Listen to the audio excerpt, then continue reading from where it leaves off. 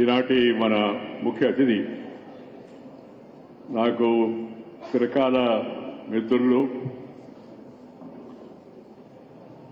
మన త్రిపుర గవర్నర్గా పనిచేస్తున్న శ్రీ నరేంద్ర సింగ్ రెడ్డి గారు, మరియు చిరకాలం నా ముందు పెరిగి పెద్దవాడై ఇవాళ కేంద్ర మంత్రిగా ఉన్న కిషన్ రెడ్డి గారు, అలాగే ప్రముఖ సినీ నటులు శ్రీ కన్నెగంటి బ్రహ్మానందం గారు, మరి మన ప్రవచనకర్త మనందరినీ కూడా ఎప్పటికప్పుడు తన ప్రవచనాల ద్వారా మనలో విజ్ఞానాన్ని మరింత పెంచే యొక్క సహజ సిద్ధమైన భాషలో మన అందరికీ అర్థమయ్యేటట్టుగా విషయాలను, శాస్త్రాన్ని గురించి, సాంప్రదాయాల గురించి, వేదాల నుంచి సాంప్రదాయాల వరకు మనందరికీ తెలియజేస్తున్న యొక్క శ్రీ గరికపాటి నరసింహారావు గారు, ఈ యొక్క శాసనసభ్యుడు, మన స్థానిక శాసనసభ్యుడు శ్రీ ప్రకాష్ గౌడ్ గారు, ఈ ప్రాంతానికి వారు ఇంతకుముందు కూడా మన కార్యక్రమాలకు వచ్చారు, మన ఈరోజు కూడా వచ్చారు. వారితో పాటు ఈ స్థలాన్ని స్వర్ణ భారత్కు ఇప్పుడు ఏర్పాటు చేసిన ముప్పవరం ఫౌండేషన్కు కూడా స్థలాన్ని ఇవ్వడానికి ముందుకు వచ్చిన యొక్క శ్రీ జూపల్లి రామేశ్వరరావు గారి కుమారుడు, మరి ఈరోజు రంజిత్ కూడా ఇవాళ కార్యక్రమానికి వచ్చారు. వారికి తర్వాత స్వర్ణ భారత ట్రస్ట్ అధ్యక్షులు శ్రీ డాక్టర్ కామినేని శ్రీనివాస్ గారికి, విజయవాడ శాసనసభ్యులు శ్రీ వైఎస్ చౌదరి గారికి, మిత్రులు మరియు రాజ్యసభలో నాతో పాటు సభ్యుడిగా, నేను చైర్మన్గా ఉన్నప్పుడు కూడా సభ్యుడిగా ఉండి పనిచేసిన యొక్క శ్రీ డాక్టర్ కేవీపీ రామచంద్రరావు గారు, బీజేపీ తెలంగాణ అధ్యక్షుడు శ్రీ రామచంద్రరావు గారు, అలాగే మన హైదరాబాద్ ట్రస్ట్, ఈ స్వర్ణభారత్ ట్రస్ట్కి చైర్మన్గా ఉన్న యొక్క చిగురుపాటి కృష్ణప్రసాద్ గారు, స్వర్ణభారత్ ట్రస్టులో ఒక ట్రస్టీ అయిన నా చిరకాల మిత్రుడు శ్రీ అట్టూరి అశోక్ గారు, తర్వాత మన రాజ్యసభ సభ్యులు మరొక మిత్రుడు డాక్టర్ కె లక్ష్మణ్ గారు, తర్వాత మన స్వర్ణ భారత్ మేనేజింగ్ ట్రస్టీ శ్రీమతి దీపా వెంకట్, ఇవాళ మనం ప్రారంభించుకుంటే కొత్తగా ముప్పవరపు ఫౌండేషన్ నూతన భవనాన్ని మనం ప్రారంభించుకున్నాం. మరి ముప్పవరపు హర్షవర్ధన్, ఈ కార్యక్రమంలో పాల్గొంటున్న అందరికీ కూడా మీ అందరికీ, వారికి, పైన ఉన్న వారికి, మీకు అందరికీ ముందుగా సంక్రాంతి శుభాకాంక్షలు తెలియజేస్తున్నాను. ఆ పిల్లలు అటు ఇటు తిరగొద్దమ్మా ప్లీజ్, అటు ఇటు తిరగొద్దు, మిగతా నిలబడేవాడు కూర్చోండి, అటు ఇటు తిరగడం ఉండకూడదు. మధ్యలో సెల్ ఫోన్ ఉన్న వాటికి విరామం ఇవ్వండి. స్విచ్ ఆన్ చేయడం వచ్చు కానీ కొందరు స్విచ్ ఆఫ్ చేయడం రాదు, పక్కన వాళ్ళు వాళ్ళకి సహాయం చేయండి. ఈరోజు ముఖ్యంగా 2 కార్యక్రమాలు. ఒకటి సంక్రాంతి సంబరం, మన తెలుగు సాంప్రదాయం, మన భారతీయ సాంప్రదాయం. సంక్రాంతి సంబరం మన మూలాల్లోకి వెళ్లి మన సంస్కృతిని తెలుసుకునేందుకు, మన పండుగలు పబ్బాలు మనందరం సుఖంగా బతికేందుకు, మనందరం కుటుంబాలన్నీ కలిసేందుకు, బంధుమిత్రులందరూ కలిసేందుకు ఏర్పాటు చేయబడే ఈ పండుగని సామూహికంగా జరుపుకోవాలి అనే విషయాన్ని స్వర్ణ భారత్ ఎప్పటికప్పుడు గుర్తు చేస్తూ ఇవాళ స్వర్ణ భారత్ సంక్రాంతి ఉత్సవాన్ని జరుపుకుంటుంది. ఈ సంక్రాంతి మన అందరి యొక్క జీవితాల్లో నవ్యక్రాంతిని తేవాలని, మంచి వెలుగులు ప్రసాదించాలని, ఉభయ రాష్ట్ర ప్రజలు కూడా సుఖంగా సంతోషంగా ఉండాలని, విభేదాన్ని విస్మరించి సమస్యలను సామరస్యంగా పరిష్కరించుకొని సంతోషం. తెలంగాణ ముఖ్యమంత్రి రేవంత్ రెడ్డి గారు, ఆంధ్రప్రదేశ్ ముఖ్యమంత్రి చంద్రబాబు నాయుడు గారు కూడా అదే మాట చెప్తున్నారు, సామరస్యంగా పరిష్కరించుకుందామని. మనందరం తెలుగువారం, తర్వాత అందరం భారతీయులం. సమస్యలు ఉండవు, సహజంగా ఉంటాయి. అలాంటి సమస్యలను సామరస్యంగా పరిష్కరించుకొని మన తెలుగు ప్రజలు పరిపాలన కోసం మనం విడిపోయినా మన యొక్క మూలాలంతా కూడా తెలుగువారం అనే విషయాన్ని, మన సంస్కృతి కూడా ఒకటే అనే విషయాన్ని గుర్తించి దాన్ని ముందుకు తీసుకెళ్లాలని చెప్పని నేను భావిస్తున్నాను. మామూలుగా ఈ పండుగలు పబ్బాలు ఈ సమయంలో అందరూ కలుస్తాం, బంధువులందరం మన సొంత ఊర్లకు వెళ్తాం, ఎందుకంటే మన మూలాలకు మనం వెళ్ళాలా, మన బంధుమిత్రుల్ని పాత వాళ్ళందరినీ పలకరించాలా. చిన్నప్పుడు మనం పుట్టి పెరిగిన ప్రాంతాన్ని సందర్శించడం కూడా ఈ సందర్భంగా ఒక అలవాటు. అయితే నేను సంక్రాంతి రోజు పెట్టకుండా ఎందుకు పెట్టలేదంటే, సంక్రాంతి ఒకటి అందరూ ఇంట్లో ఉండాలని నా కోరిక. సంక్రాంతి రోజు వాళ్ళ ఊరికి వెళ్లాలని రెండో కోరిక. ఊరికి వెళ్ళాలి, లేదో ఇంట్లో ఉండాలి.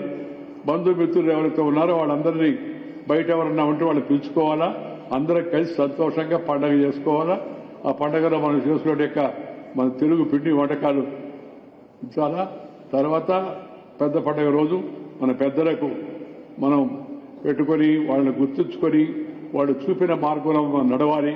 మనకింత అద్భుతమైన జన్మనిచ్చి ఇంత అవకాశం ఇచ్చినట్టు తల్లిదండ్రులు, వాళ్ళకు జన్మనిచ్చిన తాత ముత్తాతలు, పెద్దలు ఎవరైతే ఇప్పుడు లేరో అలాంటి వారిని గుర్తు చేసుకునేందుకు పెద్ద పండగ. కనుమ పండుగ రోజు మనకి పశు సంపదే దేశ సంపద అని చెప్పినంటే గాంధీ గారు చెప్పినట్టుగా ఈ పశువులు మనకి సహకరిస్తున్నాయి. వాటిని కూడా ఆ రోజు అలంకరించుకొని వాటికి రంగులు పూసి ఆ తర్వాత వాటికి మెడలో పట్టెళ్ళు వేసి మంచిగా వాటికి కూడా భోజనం పెట్టి, అంటే ఆహారం ఏవి తింటాయో వాటిని ఇచ్చి వాటిని కూడా సంతోషపరచాలని. ఎందుకంటే మనల్ని సంతోషంగా ఉంచడం కోసం అవి కష్టపడుతున్నాయి.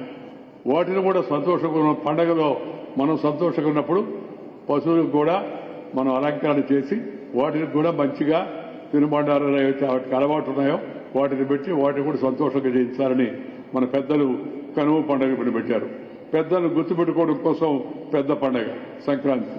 సూర్యుడు మరి ఇటు నుంచి అటువైపు వెళ్తున్నప్పుడు, చలి కాస్త తగ్గుముఖం పొట్టేటప్పుడు ఈ ప్రకృతి మనకు అందించిన ఆ ప్రకృతి నియమాలను కూడా మనం గుర్తుపెట్టుకొని ప్రకృతిని గౌరవించాలి. నేను ఎప్పుడు చెప్తున్నాను, live and love the nature culture together for bright future అని చెప్పని. మన భవిష్యత్తు బాగుండాలంటే ప్రకృతితో కలిసి మనం జీవించాలి. ప్రకృతి మన పెద్దల పండుగలన్నీ కూడా ప్రకృతితో పెట్టారు. ఈ పెద్ద పండుగ అప్పటికి పంటలు నూర్పిళ్లు పూర్తయి కొత్త మన పంటలతో కూడా ఇంటికి వస్తుంది. ఆ మహా సంతోష సమయం అది. అందుకని ఆ పండుగలన్నీ కూడా ఆ పంటలతో కలిపి పెట్టారు. ఇప్పుడు కొంత సీజన్లు మారుతూ ఉన్నాయి, ఋతువులు క్రమం తప్పుతున్నాయి, మనుషులు కూడా కొంత నీతి తప్పుతున్నారు కొంతమంది. వీటన్నిటి వల్ల కొన్ని మార్పులు వస్తున్నాయి. కానీ మన మూలాల్లోకి వెళితే మనము ఈ ప్రకృతిని గౌరవించాలా, ప్రకృతి దేవతలను గుర్తుపెట్టుకోవాలనేది మరొక ఉద్దేశం. దాంతోపాటు మనం మన భాషను కూడా గుర్తుపెట్టుకోవాలి. మన భాష, మన సంస్కృతి, మన యొక్క ఆలోచనలు, మన పూర్వీకులు, మనకు సహకరించే పశువులు, వీటన్నిటిని కూడా గుర్తుపెట్టుకోవాల్సిన సందర్భం ఇది. వీటిని కూడా మనం మర్చిపోకూడదు. ఈ తెలుగు భాష మాట్లాడుతుంటే దాంట్లో ఉండే మాధుర్యం చెప్పని అనివి కానిది. సంక్రాంతి చూడండి ఎంత అద్భుతమైన పేరు పెట్టారు, సంక్రాంతి అని మన భాషలో. వాళ్ళు తమిళనాడు పొంగల్ అని అంటుంటారు. వాళ్ళు ఎవరి భాషలో వాళ్ళు గౌరవించాలా. భాషతో పాటు కట్టు, బొట్టు, మాట, ఆట, పాట, మాట, మన భాష, మన యాస, మన గోస, వీటన్నిటిని కూడా నేను ప్రతి దగ్గర ఎందుకు చెప్తున్నానంటే, దీన్ని ఒక మిషన్ లాగా జీవితంలో ఒక మిషన్ లాగా ఉండాలి. మన సంస్కృతి, మన సాంప్రదాయాన్ని మన పిల్లలకు మనం గుర్తు చేయాలి, మర్చిపోకుండా చూడాలి వాళ్ళని. రెండవది, మన భాషను మనం బాగా ప్రతి ఒక్కరూ ప్రతి ఇంట్లో, వీధిలో, గుడిలో, బడిలో, అమ్మ ఒడిలో వచ్చిన భాష అవుతుందో ఆ భాషలోనే మాట్లాడాలి. మనం భారతీయులు, తర్వాత తెలుగువారు. ఇందాక కృష్ణరెడ్డి ఆయన ఇంద్రశెడ్డి గారు మాడుతూ అయిపోయిన తర్వాత జై భారత్, జై తెలంగాణ అన్నాడు. ఎందుకు? మనం భారతీయులు మొదటి మాట. రెండు, మనం తెలంగాణలో పుట్టాము, తెలంగాణలో ఉంటున్నాం కాబట్టి తెలంగాణ వారం, ఇది మన అడ్రస్. ఆ తర్వాత తెలుగు మాడుతాం కాబట్టి అందరం కూడా తెలుగువారం. అందుకని మన మూలాలు మర్చిపోకూడదు, మన పెద్దల్ని మర్చిపోకూడదు, మనకు సహకరించే పశువులను గౌరవించుకోవాలా. దాంతోపాటు మన సాంప్రదాయబద్ధమైన ఈ ముగ్గులు, లేకపోతే ఈ గంగిరెద్దులు, లేకపోతే ఈ ముగ్గుల పోటీలు, లేకపోతే గొబ్బెమ్మలు పెట్టడం, ఇవన్నీ కూడా మన సాంప్రదాయంలో వచ్చినట్టు ఆనవాయితీలు. వీటిని మన యువతరం తీసుకెళ్లాలనే ఉద్దేశంతో స్వర్ణ భారత్ ఇలాంటి ఉత్సవాలను కూడా ఏర్పాటు చేస్తుంది. ఆ తర్వాత అందరం కలిసి సంక్రాంతి భోజనం చేయడం, మంచిగా సంతోషంగా కబుర్లు చెప్పుకోవడం, మంచిగా ఆలోచన చేసి మంచి మనసుతో ముందుకు వెళ్ళడం, అది యొక్క పండగ ఉద్దేశం. దానికి ఇవాళ మీరందరూ హాజరవుతున్నందుకు చాలా సంతోషం. తల్లిదండ్రులు పిల్లలకు ఆస్తులను వారసత్వంగా ఇస్తారు. కొంతమంది రాజకీయ నాయకులు పిల్లలకు పదవులకు కూడా వారసత్వంగా ఇస్తుంటారు. వాళ్ళు ప్రోత్సహిస్తుంటారు. ఎమ్మెల్యే చేయాలా, నా తర్వాత మా అబ్బాయి ఎమ్మెల్యే కావాలా, మా అమ్మాయి ఎంపీ కావాలా, లేకపోతే మనవాడు ఇంకోటి కావాలని. అలా అనుకోవడం తప్పు లేదు. వాళ్ళ క్యారెక్టర్, క్యాలిబర్, కెపాసిటీ, కాంటాక్ట్ ఉంటే ఎవరి పిల్లలైనా ప్రోత్సహించవచ్చు. నన్ను చాలా మంది అడుగుతుంటారు, మీరు వారసత్వాన్ని ఎందుకు ప్రోత్సహించారని చెప్పారు. నేను రాజకీయాల్లో వారసత్వం ప్రోత్సహించడం నాకు ఇష్టం లేని పని, నేను చేయను అని చెప్తుంటాను. చాలా ఒత్తిడి వచ్చింది నాకు. మా దీపమ్మని లేదా మా బాబు హర్షవర్ధన్ని మీరు ఎమ్మెల్యేగా నిలబెట్టండి, లేదా పార్లమెంట్కి నిలబెట్టండి, గెలుస్తారు, మీ తర్వాత వారసత్వం ఉండాలి కదా.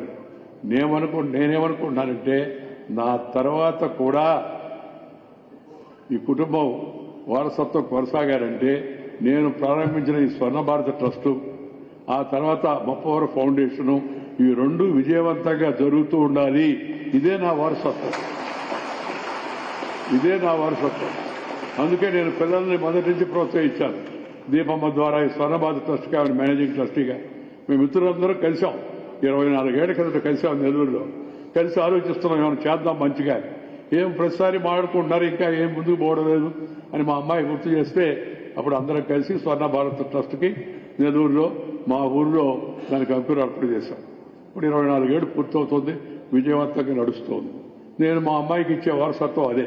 అమ్మా, ఈ ట్రస్ట్ మంచిగా నిర్వహించి 10 మందికి చదువు చెప్పించి, 10 మందికి వైద్యం ఇప్పించి, 10 మందికి మన సంస్కృతి సాంప్రదాయాలు తెలియజేసి, 10 మందికి శిక్షణ ఇచ్చి, నైపుణ్య శిక్షణ, స్కిల్ డెవలప్మెంట్ ఇచ్చి వాళ్ళ కాళ్ళపై వాడు నిలబడేట్టుగా ఏర్పాటు చేసేట మార్గాన్ని ఎంచుకోమన్నాను. నాకు సంతోషం ఏంటంటే నా మాట ప్రకారం మా అమ్మాయి ఈ 24 ఏళ్లుగా ఈ స్వర్ణ భారత్ ట్రస్ట్ని దానికి ఒక కేంద్రంగా ఉంటూ స్వర్ణ భారత్ ట్రస్ట్ మిత్రుల సహకారంతో విజయవంతంగా జరపడం చాలా సంతోషం. అలాంటి మంచి పని చేసి విజయవంతంగా స్వర్ణ భారత్ను సుమారు 1,00,000 మందికి పైగా ఇప్పటి వరకు శిక్షణ ఏర్పాటు చేయడం జరిగింది. చిన్న విషయం కాదు. వసతి, భోజనం, శిక్షణ అన్నీ ఉచితం. ఇప్పటి వరకు అదే ఉచితంగానే ఇస్తున్నాం. ఆ చేయడం అంటే చిన్న విషయం కాదు. ఏమో నెల్లూరులో పెట్టాం, సొంతూరు కాబట్టి. తర్వాత విజయవాడ పెట్టాం, రాష్ట్ర రాజధాని కాబట్టి. రాజధాని అంటే ఏందని కొంత చర్చ జరుగుతుంది ఆంధ్రకి. తెలంగాణ కంటే రాజధాని హైదరాబాదు. అద్భుతమైన నగరం, అద్భుతంగా అభివృద్ధి చెందుతుంది, ఇంకా కూడా అభివృద్ధి చెందుతుందని నాకు నమ్మకం ఉంది. హైదరాబాదు అంతర్జాతీయ గుర్తింపు పొందిన సుందర నగరంగా హైదరాబాద్ తీర్చిదిద్దబడాలి. ఇంకా మరి దానికి అందరూ కూడా ఆ అభివృద్ధిలో భాగస్వాములు కావాలని నేను కోరుకుంటున్నాను. ఆంధ్ర విడిపోయిన తర్వాత దానికి రాజధాని విషయంలో అందరూ కలిసి, కేంద్రము రాష్ట్రము అందరూ కలిసి అమరావతిని రాజధానిగా ఏర్పాటు చేసుకోవడం కూడా జరిగింది. అమరావతి అంటే గుంటూరు, విజయవాడ, అటు గన్నవరం నుంచి అటు గుంటూరు తాడికొండ వరకు అన్ని ప్రాంతాలు కలిపింది అమరావతి అని. అది ఒక రూపురేఖలు దిద్దుకుంటూ ఉంది. అది కూడా పూర్తిగా అభివృద్ధి చెంది మంచిగా పేరులోకి వస్తుందని చెప్పి నేను భావిస్తున్నాను. ముఖ్యమంత్రి గారు తీసుకున్న చర్యలకు కేంద్రం పూర్తిగా సహకారం ఇస్తుంది. కలిసికట్టుగా అందరూ కలిసి ఆ రాజధానిని కూడా అద్భుతంగా తయారు చేస్తారనే నమ్మకం నాకుంది. దాంట్లో అనవసరమైన వివాదాలు పెట్టుకోకూడదు. అటు అనంతపురం నుంచి ఇటు శ్రీకాకుళం వరకు మధ్యలో ఉండేది అమరావతి. ఇటు హైదరాబాద్ నుంచి కూడా మనం వెళ్లేదానికి నేరుగా వెళితే విజయవాడ నగరంలో చేస్తాం, లేదా అమరావతిలో అవుతాం. తర్వాత సముద్ర తీరం అనుకోండి, ఆ పక్కనంతా కూడా కిందకి పోతే సముద్రం ఉంటుంది. అందుకని ఏ వైపు నుంచి అయినా అన్ని వైపుల నుంచి దారి ఉంది, అన్నిటికీ కేంద్రంగా ఉంది. అది మంచిగా రాజధాని. అందుకని అనవసరమైన తెలుగు వాళ్ళు అనవసరమైన వివాదాలు పెట్టుకోవద్దు. హైదరాబాద్ నగరాన్ని ఎలా అభివృద్ధి చేసుకున్నామో అలాగే అమరావతిని కూడా అభివృద్ధి చేసుకోవాల్సిన అవసరం ఎంతో ఉంది. దాంతోపాటు ప్రతి జిల్లాలు కూడా హైదరాబాద్ అభివృద్ధి చెందినది మాత్రం సరిపోదు. తెలంగాణ ఉన్న అన్ని జిల్లాలకు కూడా అభివృద్ధి వ్యాపించాలి, వ్యాపిస్తూ ఉంది. ఇప్పుడు ఇంకా మరింత వేగంగా అన్ని జిల్లాల్లో కూడా సమగ్రమైన ఆలోచన చేసి వాళ్ళందరికీ విద్య, వైద్యము అలాగే ఇతర ఈ వృత్తుల్లో శిక్షణ, మంచి నైపుణ్యత ఇచ్చే విధంగా ప్రణాళికలు రూపొందించాలని నేను ఇక్కడున్న ముఖ్యమంత్రి గారిని, అక్కడున్న ముఖ్యమంత్రి గారిని కోరుతున్నాను. దాంతోపాటు ఇద్దరు ముఖ్యమంత్రులు సంతోషం నాకేంటంటే, మన రామోజీరావు గారు ఆ జయంతి రోజు వాళ్ళిద్దరు ముందు నేను చెప్పాను, ఆయన గుర్తుగా ఆయన మీద గౌరవంగా ఇద్దరు ముఖ్యమంత్రులు ఇక్కడ ఉన్నారు కాబట్టి మీరు చేయాల్సిన పని ఏంటంటే పరిపాలన తెలుగులో చేయండి, పరిపాలన తెలుగులో చేయండి, ఉత్తర ప్రత్యుత్తరాలు తెలుగులో నడపండి, ప్రసంగాలు తెలుగులో చేయండి, తెలుగులో పిల్లలకి ప్రాథమిక విద్యలో తెలుగులో పెట్టండి అంటే తప్పనిసరిగా చేస్తామని చెప్పారు. నాకు సంతోషం. నిన్న కూడా ఇవాళ పేపర్లో చూశారు, ఒక కలెక్టర్ గారు ఇంగ్లీష్లో చెప్పబోతుంటే ముఖ్యమంత్రి రేవంత్ రెడ్డి గారు జోక్యం చేసుకుని అమ్మా తెలుగు వచ్చు కదా తెలుగులో చెప్పండి అన్నారు. తెలుగులో చెప్పిందాన్ని ఎవరొకరు మార్గదర్శనం చేయాలి, ఎవరొకరు గైడెన్స్ చేయాలి. అది ఆ పని ముఖ్యంగా ముఖ్యమంత్రులు, రాష్ట్రంలో ఉన్నట్టు ముఖ్యమంత్రి, ప్రధానమంత్రి గారు చూడండి, మీరు రాబోయే రోజుల్లో మార్పు చూస్తారు. భారతీయ భాషలను అభివృద్ధి చేయాలి అనే ఒక మిషన్ పెట్టుకున్నాడు ఆయన ప్రధానమంత్రి గారు. రాబోయే రోజుల్లో మెడిసిన్, ఇంజనీరింగ్, ఇతర టెక్నాలజీ కోర్సులన్నీ భారతీయ భాషలో రాబోతూ ఉన్నాయి. ఇప్పటికే శ్రీకారం చుట్టారు. ఏఐసిటిఈ, యూజీసీ వీళ్ళందరికీ ప్రధానమంత్రి గారు నిర్దేశం ఇచ్చాడు. రాబోయే కొద్ది రోజుల్లో భారతీయ భాషల్లో భారతీయులకి వైద్యం బోధించండి, అలాగే వాళ్ళకి టెక్నాలజీలో శిక్షణ ఇవ్వండి అని ఆ తర్జుమా జరుగుతూ ఉంది. చాలా మందికి ఆశ్చర్యం, సార్ ఇంగ్లీష్ లేకపోతే ఎలా బతుకుతాం సార్, ఈ కోర్సులు ఎట్ట పూర్తి అవుతాయి? చైనా, జర్మనీ, జపాన్, రష్యా ఈ దేశాల్లో మెడిసిన్, ఇంజనీరింగ్, టెక్నాలజీ అంతా కూడా వాళ్ళ భాషల్లో చెప్తూ ఉన్నారు. ఈ విషయం చాలా మంది తెరవదు. అందరూ భ్రమలో ఉన్నారు ఇంగ్లీష్లో కావాలన్నది. ఇంగ్లీష్ వాడు అంటే ఇంగ్లీష్ వాడు పాడు, పుట్టింది ఇంగ్లీష్లో, ఆ ఇంగ్లీష్ వాడు యూరోప్ వాళ్ళు, అమెరికా కూడా అది కూడా వలస దేశం కాబట్టి వాళ్ళు అక్కడ ఇంగ్లీష్ పెట్టుకున్నారు. కానీ మిగతా ప్రపంచంలో ఉన్నట్టు దేశాల్లో ఆయా దేశాల్లో ఆ దేశ భాషలు వాడుకుంటున్నారు. మనము కూడా మన భారతీయ భాషలను గౌరవించుకోవాలి. భాషల విషయంలో వివాదం పెట్టుకోకూడదు. మన తెలుగు వాళ్ళం తెలుగు భాషను గౌరవించుకోవాలి. మన చదువులు తెలుగులో ఉండాలి, మన ఉత్తర ప్రత్యుత్తరాలు తెలుగులో ఉండాలి, మన ఇంట్లో మాటలు తెలుగులో ఉండాలి. ఇది చాలా ముఖ్యం. ఎందుకంటే చాలా మందికి అలవాటు, పిల్లలకు కూడా అలవాటు చేస్తారు. నన్ను మమ్మీ అను, డాడీ అనండి. ఈ మమ్మీ, డాడీ, బీడీ, జాడీ, కేడీ దీనికి మనం స్వస్తి పలకాలి. స్వస్తి పలికి తెలుగులో నాయన, అమ్మా, ఇందాక చెప్పారు తల్లి అని మనం అద్భుతమైన పదాలు ఉన్నాయి మనకి. నాన్న, తాత, అత్తమ్మ, బావ, మరదల, ఏది కావాలంటే దానికి పదం ఉంది. వదిన అనొచ్చు. అది వదిలిపెట్టి బ్రదర్ ఇల్లా, సిస్టర్ ఇల్లా, మదర్ ఇల్లా అంటే చట్ట ప్రకారం కాబట్టి బంధువులు అంతేనా? మిగతా బంధువులు నిజమైన బంధువులు కాదా? ఆ ప్రేమ మనం తీసుకోలేమా? అలవాటు కింద అడుగు కూడా అలవాటు చేస్తారు. ఇప్పుడు నేను డ్రైవర్లు మాడుకుంటున్నప్పుడు నేను నా స్టాఫ్లో పనిచేసి ఒక అతను గట్టిగా వార్నింగ్ ఇచ్చాను, ఇంకోసారి విన్నానంటే నువ్వు ఇంటికి వెళ్తావని. ఫోన్లో మాడుతుంటాం, హలో బ్రో బాగున్నావా అని. ఏమన్నా బ్రోకరా? ఏ బ్రోకర్ అన్నాను. దేనికి బ్రోకర్ అన్నా? బ్రోకర్ కాదు సార్. మరి ఏంటంటే బ్రో అంటే బ్రదర్ అండి. బ్రదర్ బ్రో అయిపోతాడా? అందరూ ఆంటీలు అయిపోతారా? అమ్మ చెల్లెలు ఆంటీ, అత్త ఆంటీ, వదిన ఆంటీ, అందరూ ఆంటీ. ఇది ఈ అలవాటు మనం మార్చుకోవాలి. కానీ మార్పు ముందు ఇంట్లో నుంచి రావాలి. మన ఎవరు అడిగారు నన్ను, సార్ 2 మాటలు అడిగారు. 2 మాటలు చిన్న సమాధానం చెప్తాను. ఒక అతను అడిగాడు, దేశభక్తి అంటే ఏం సార్, మీరు చాలా ఉపన్యాసాలు ఇస్తుంటే ఏం చేయాలని. ఎవరి పని వాడు చేయడం రా దేశభక్తి అని చెప్పారు. ఎవరి పని వాడు చేయడమే దేశభక్తి. ఎవరి పని వాళ్ళు బాగా చేస్తే దేశభక్తి ఉన్నట్టు వాడికి. ఎవరి పని వాళ్ళు అందరూ, ట్రాఫిక్ కానిస్టేబుల్ నుంచి డీజీపీ దాకా, స్థానిక సర్పంచ్ నుంచి జిల్లా పరిషత్ చైర్మన్ దాకా, ఎమ్మెల్యే నుంచి ముఖ్యమంత్రి దాకా, మంత్రి ముఖ్యమంత్రి దాకా, రాజకీయ పార్టీల నాయకులు అందరూ ఎవరి పని వాళ్ళు పద్ధతిగా చేశారనుకోండి, అదే దేశభక్తి. అద్భుతంగా దేశం అభివృద్ధి చెందుతుంది. రెండవది, తెలుగును రక్షించాలంటే ఏం చేయాలని? ఏం చేయొద్దు, తెలుగులో మాట్లాడని చెప్పారు. తెలుగును రక్షించాలంటే ఏం చేయొద్దు, ఇంట్లో తెలుగులో మాట్లాడండి. ఇంట్లో, వీధిలో, గుడిలో, బడిలో, అమ్మ ఒడిలో నుంచి వచ్చిన భాష అవుతుందో దాంట్లో మాట్లాడండి. ఇంకేం చేయబడలేదు. తెలుగు బాగా ముందుకెడుతుంది, తెలుగు వెలుగై ముందుకు వెళ్తుందని చెప్పాను నేను. అందుకని దయచేసి అందరూ కూడా తెలుగులో మాట్లాడుకోండి, తెలుగులో సంప్రదించుకోండి. ప్రభుత్వ ఉత్తర్వులు తెలుగులో వస్తాయి.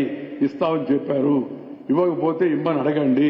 కలెక్టర్ని, ఆర్డీఓని, బీడీఓని, వీడీఓని, డీడీఓని, ఏడీఓని కూడా అయ్యా మీరు కూడా తెలుగులో మాట్లాడండి. ఈ పేర్లన్నీ కూడా జిల్లా ముఖ్య కార్యనిర్వహణాధికారి కష్టమా మాట్లాడవా మాట చెప్పడానికి సీఈఓ అందరికి. సీఈఓ ఎక్కడి నుంచి వచ్చింది మనకి? మన భాషలో మనం పేరు పెట్టుకోలేమా? మనం లేవా? వాటి మనం గుర్తుపెట్టుకోలేమా? మహాత్మా గాంధీనేమో ఎంజీ రోడ్ చేశారు సికింద్రాబాద్లో. MG road, Mahatma Gandhi MG అయిపోయాడు. ఎంత దురదృష్టం అది. సర్దార్ పటేల్ రోడ్ని ఎస్పీ రోడ్ చేశారు. ఇది ప్రతి దగ్గర ప్రతి ఊర్లో చెప్తున్నా నేను. మనెవరు అడిగారు సార్ మీరు చెప్పిందే చెప్తున్నానండి. చెప్పిందే చెప్తున్నా, వేరే వేరే వాళ్ళకి చెప్తున్నాను. తర్వాత నేను మాట్లాడేప్పుడు వేరే వాళ్ళు ఉంటారా దేశంలో రాష్ట్రంలో ఎక్కడికి వెళ్ళినా కూడా కావాలని చెప్తున్నాను నేను. ఎందుకంటే అది మైండ్కి ఎక్కాలా అని చెప్పాను. ఈ విషయాన్ని గుర్తుపెట్టుకోవాల్సిందిగా. ఇందాక మనం కాసేపు గంగిరెద్దుడు ఆట చూసాం. ఏనా గంగిరెద్దులాగా అన్నిటికీ తలవపుతున్నావేనండి. పశువు కూడా చెప్పిన దానికి తలవపోతుంది, చెప్పినట్టు చేస్తుంది. కూర్చోమంటే కూర్చుంటుంది, నిలబడమంటే నిలబడుతుంది, పడుకోమంటే పడుకుంటుంది, ఆడమంటే ఆడుతుంది. అట్లా చెప్తే ఆడుతుంది. అంటే చెప్పిన పని చేయడం పశువుకు అలవాటు. మనం కూడా చెప్పిన పని, మనకిచ్చిన పనిని మనం బాగా చేస్తే అదేదో గంగిరెద్దు అనుకోవాల్సిన అవసరం లేదు. గంగిరెద్దు తక్కువ పదం కాదు, అద్భుతమైన యొక్క నైపుణ్యం కలిగిన మన పశువు అది. అందువల్ల ప్రతి ఒక్కరూ కూడా మనకు చెప్పిన పని చేయడం అలవాటు చేసుకోవాల్సి ఉంది. ఈ మా అమ్మాయి స్వర్ణబాధ ట్రస్ట్ మరి మా అబ్బాయికి ఏందని ఆలోచించి నేను 30 ఫౌండేషన్ కుటుంబం పేరు కూడా ఉంటే కుటుంబంలో ఉన్న సభ్యులందరూ కూడా దాన్ని అభివృద్ధిలోకి తీసుకొస్తారని 30 ఫౌండేషన్ నెల్లూరులో, విజయవాడలో, ఇక్కడ హైదరాబాద్లో ఇవాళ అత్యంత నైపుణ్యం కలిగిన మన పశువు అది. అందువల్ల ప్రతి ఒక్కరూ కూడా మనకు చెప్పిన పని చేయడం అలవాటు చేసుకోవాల్సి ఉంది. ఈ మా అమ్మాయి స్వర్ణబాధ ట్రస్ట్ మరి మా అబ్బాయికి ఏందని ఆలోచించి నేను 30 ఫౌండేషన్ కుటుంబం పేరు కూడా ఉంటే కుటుంబంలో ఉన్న సభ్యులందరూ కూడా దాన్ని అభివృద్ధిలోకి తీసుకొస్తారని 30 ఫౌండేషన్ నెల్లూరులో, విజయవాడలో, ఇక్కడ హైదరాబాద్లో ఇవాళ అత్యంత అధునూతనమైన నూతన భవనాన్ని ఏర్పాటు చేసుకోవడం చాలా సంతోషం.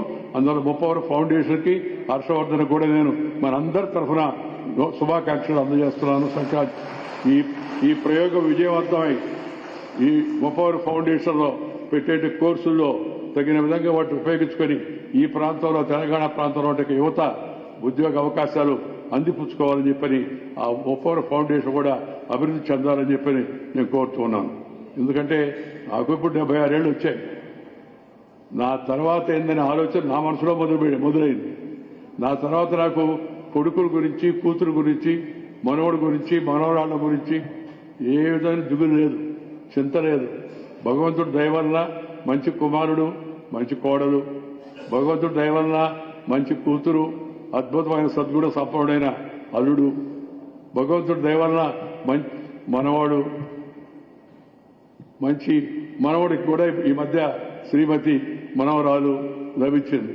అది కాకుండా మళ్ళా మా ముగ్గురు మనవరాళ్ళకి అద్భుతమైన ఇంకో ముగ్గురు మనవాళ్ళు, వాళ్ళ కూడా మనవాళ్లే అంటారు. అద్భుతమైన మంచి చదువు, మంచి తెలివితేటలు, మంచి సంస్కారవంతమైన కుటుంబాల నుంచి వాళ్ళు వచ్చారు. వాళ్ళకి ఎలాంటి ఇబ్బంది లేదు. అందువల్ల నాకు కుటుంబ పరంగా ఏం ఆలోచనలు లేవు, చింత లేదు. నాకు ఉండే చింత ఏదైనా ఉందంటే ఎప్పుడన్నా స్వర్ణ భారత్ ఇలాగే నడవాలి. నా తర్వాత కూడా 30 ఫౌండేషన్ కూడా అదే విధంగా నడవాలని. అందువల్ల నా శ్రేయోభిలాషులు అందరినీ కోరేది ఏంటంటే అయ్యా మీరు కూడా స్వర్ణ భారత్ శ్రేయోభిలాషులు కాండి, 30 ఫౌండేషన్ శ్రేయోభిలాషులు కాండి, వాళ్ళ కార్యక్రమాలకి చేయూతనివ్వండి. అది మాత్రం నేను కోరే కార్యక్రమం నడితే మరేం కూడా కాదు.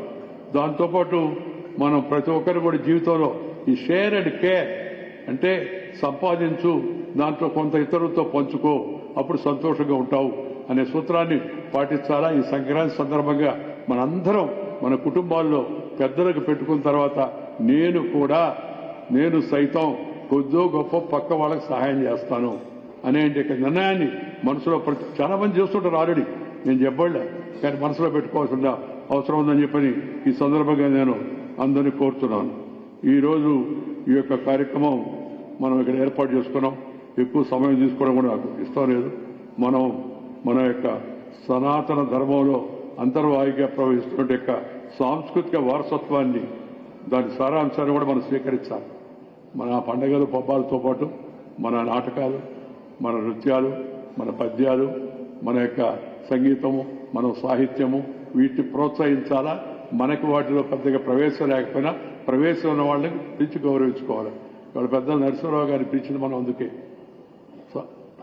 సాహిత్యం పట్ల అభిరుచి ఉండి, దాంతోపాటు మన యొక్క పురాణాల పట్ల, ఇతిహాసాల పట్ల, వేదాల పట్ల అవగాహన కలిగి దాన్ని నలుగురు చెప్పడం, అది కూడా ఒక భాగం పండగల్లో. మీరందరూ కూడా పండగల్లో రేపు మీ ఊర్లో, మీ ఇంట్లో ఇలాంటి మంచి కార్యక్రమాన్ని ఏ స్థాయిలో కావాలంటే ఆ స్థాయిలో తీసుకోవాల్సిందిగా నేను కోరుతున్నాను. రేపు 12వ తారీఖు స్వామి వివేకానంద, మన 3 ట్రస్టుల్లో కూడా స్వామి వివేకానంద విగ్రహాలు ఉంటాయి. ఆయనే మనకు స్ఫూర్తి.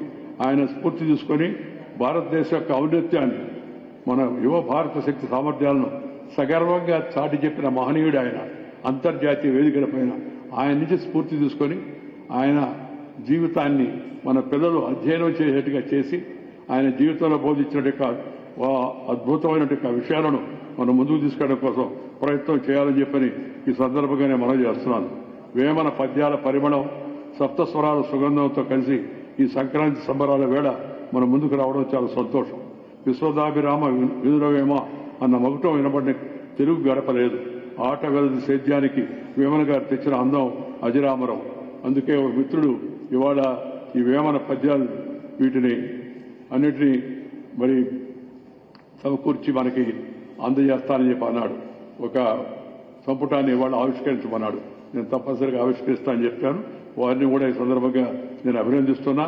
ఇందాక నేను జీవితంలో ఎన్టీ రామారావు గారు, నాగేశ్వరరావు గారు, ఆ రోజుల్లో సావిత్రి గారు, లేకపోతే ఇంకా చాలా మంది నటీమణులు అవన్నీ చూసి సూర్యకాంత్ గారి దాకా చూస్తుండేవాడిని. పాత పాటలు మనసుకు ఎంతగానో హత్తుకుంటాయి. నేను ఉదయాన్నే లేచి 4:30 లేస్తాను. లేచి కాలకృత్యాలు తీసుకున్న తర్వాత గంట సేపు అన్నమాచార్య కీర్తనలు, లేకపోతే ఘంటసాల, బాలసుబ్రహ్మణ్యం గారి పాటలు వింటారు. మంచి పాటలు వింటే, మంచి సంగీతాన్ని వింటే మనసు సానుకూల దృష్టిలో పోతుంది. పాజిటివ్ యాటిట్యూడ్ వస్తుంది, మంచి ఆలోచనలు వస్తాయి, సద్బుద్ధి, సద్వివేకం, సదాశయం మనకు వస్తాయి. ఉదయాన్నే కొత్త ఆలోచనలు కూడా వస్తాయి. నేను నాకు గుర్తొచ్చిన విషయాలు ఏమంటే పక్కన రాసుకుంటాను, ఎవరికైనా చెప్పాల్సి ఉంటే. అలాంటప్పుడు ఆ మధ్య నేను ఒక పాట విన్నాను, శిలా నువ్వే శిల్పము నువ్వే అని చెప్పి అద్భుతమైన పాట.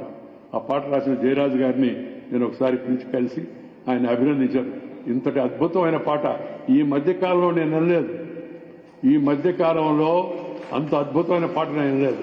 ఆ పాటకి కేవలం పాడమే కాకుండా దానికి అన్ని సొగసులు చేకూర్చినట్టు ఈ బల్లేపల్లి మోహన్ గారు ఆ పాటకి కావాల్సిన సంగీతం, సాహిత్యం, దాని సంగీతాన్ని సమకూర్చారు. అద్భుతంగా ఉంది ఆ పాట. వింటుంటే నేను పంపించిన ప్రతి ఒక్కరూ అద్భుతమైన పాట, అది వింటా ఉంటే మళ్ళా ఇంకా వినాలనిపిస్తుంది అని చెప్తుండేవాడు. ఆయన ఆ మిత్రుడు శ్రీ బల్లేపల్లి మోహన్ గారు ఈరోజు నా గురించి ఒక పాట రూపొందించి ఆ వీడియోను ఇందాక మీ అందరి ముందు కూడా వినేటట్టుగా చేశారు. వారికి కూడా హృదయపూర్వకమైన ధన్యవాదాలు నేను తెలియజేస్తున్నాను. వేమన సీడీలు, మనకి ఏం చదువుకోకపోయినా మా పెద్దోళ్ళు, తాత ముత్తాతలు వాళ్ళు పెద్ద బాలశిక్ష చదువుకున్నారు, వేమన పద్యాలు చదువుకున్నారు, లేకపోతే శతకాలు విన్నారు, రామరామ శతకం, అలాంటి శతకాలు చదివి అద్భుతమైన తెలివితేటలు, కొన్ని పద్ధతులు, కొన్ని సంస్కారాలు వచ్చేవాడు. వేమన ఈ యొక్క పద్యాల్లో కూడా అద్భుతమైన ప్రాపంచిక పరిజ్ఞానం ఉంది, లోక జ్ఞానం ఉంది, సంస్కారం ఉంది, సన్మార్గం మనకు చూపిస్తుంది. అది అలాంటి దాన్ని వారు సీడీలుగా రూపొందించడం చాలా సంతోషం. ఈ మహత్తరమైన వేమన పద్యాలకు, తెలుగువారి జీవన వేదమైన వేమన పద్యాలకు ప్రముఖ గాయకుడు, సంగీత దర్శకుడు శ్రీ బల్లేపల్లి మోహన్ గారు సంగీత సౌరభాలు అద్ది రాగయుక్తంగా ఆలపించి తెలుగు వారికి ఒక మంచి సాహితీ కానుకను అందజేస్తున్నారు. వారికి చాలా ధన్యవాదాలు. విశ్వదాభిరామ విదురవేమ అన్న మగుటం వినబడిన తెలుగు గడప లేదు. ఆట వెలది పద్యానికి వేమన గారు అద్దిన అందం అజరామజరం. అలాగే సమాజంలోని రుగ్మతలను, జబ్బులను, బలహీనతలను కడిగి వేసి చైతన్య కిరణం వేమన పద్యం. సంక్లిష్టమైన వేదాంతాన్ని సామాన్యుడికి అర్థమయ్యేట్లుగా అరటిపండు ఉలిచిపెట్టి నోట్లో పెట్టినట్టుగా వేమన పద్యం మనం వింటే మనకు ఆ జ్ఞానం ఆ విధంగా మనకు సహజంగా వస్తుంది. అలాంటి మంచి దాన్ని ఇవాళ ఈ సీడీగా తీసుకొచ్చిన యొక్క శ్రీ మోహన్ గారిని ఒకసారి వేదిక మీద రావాల్సి కోరుతున్నాను. వారిని అభినందిద్దాం మనందరం కలిసి.